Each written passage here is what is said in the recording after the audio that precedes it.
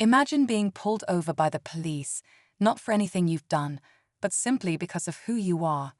This is exactly what happened to a black veteran and his nephew, two innocent men minding their own business, until they found themselves harassed by racist cops.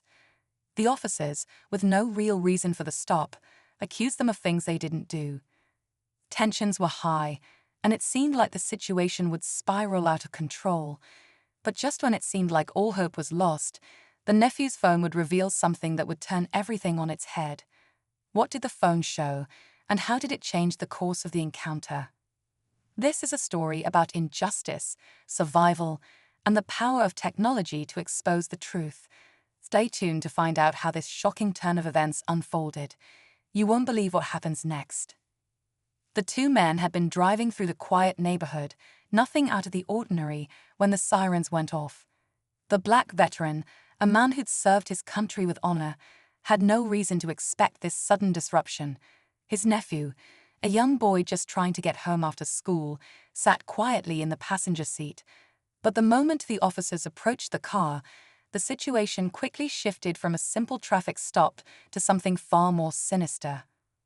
The cops, without asking questions or providing a reason, began questioning them aggressively. The veteran remained calm, trying to defuse the situation, but the officers seemed determined to escalate things. As they demanded identification, a young boy, who had been recording the entire interaction on his phone, looked up in confusion.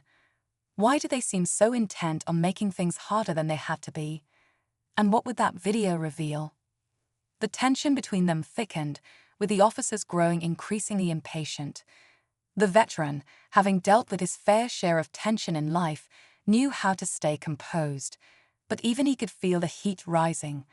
As the officers continued their interrogation, they became more and more hostile. One cop, eyes narrowed, kept repeating the same question, "What's your business here?"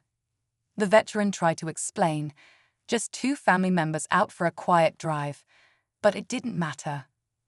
The second officer, who had been standing back, suddenly stepped forward with a more aggressive tone. "You think we don't know what you're up to? You fit the description of someone we're looking for." It was a vague accusation, one that felt like a mere excuse to bully them.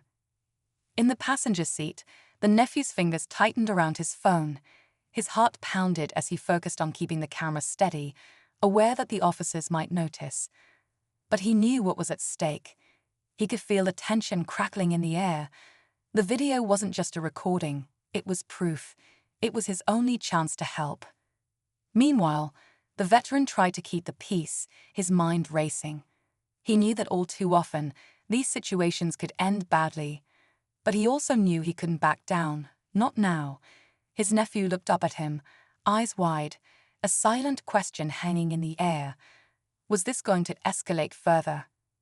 The officers kept making small, dismissive comments, watching them as if they were guilty of something, but neither man had done anything wrong. The weight of the moment settled over them both, thick and suffocating. What had started as a routine drive was now a nightmare they couldn't seem to escape. And in the back of the veteran's mind, something gnawed at him. Was this just a random stop, or were they being targeted for something more? The only thing he knew for sure was that he needed to stay calm, but inside, his nerves were on edge. The seconds felt like hours. The veteran's grip on the steering wheel tightened as the officers circled the car, their movements slow, deliberate. He could feel the heat of their glares through the windows. Every word, every glance seemed to carry an unspoken threat. His nephew's fingers danced nervously over the phone's screen, his eyes flicking between the cops and the camera, but he couldn't shake the feeling that it might be too late. What if the video didn't matter?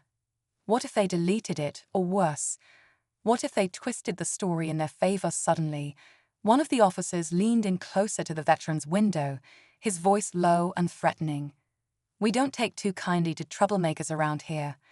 The words hung in the air, laced with a venom that made the veteran's blood run cold. He could feel the tension coiling, waiting to snap.